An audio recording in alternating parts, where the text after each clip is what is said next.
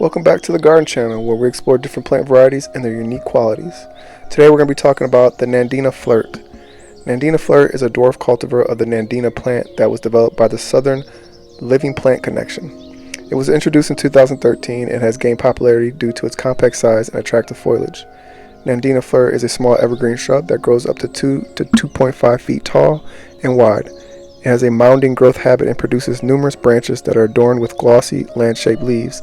The leaves are green in color, but during the cooler months they may turn shades of purple, bronze, or red. In the summer, small clusters of white flowers appear, which are followed by bright red berries that persist throughout the winter. Nandina Flirt is a hardy plant that thrives in full sun or partial shade. It prefers well-drained soil that is rich in organic matter and is tolerant of drought conditions once established. This plant is also tolerant of a wide range of soil types and pH levels, making it an ideal choice for a variety of landscapes.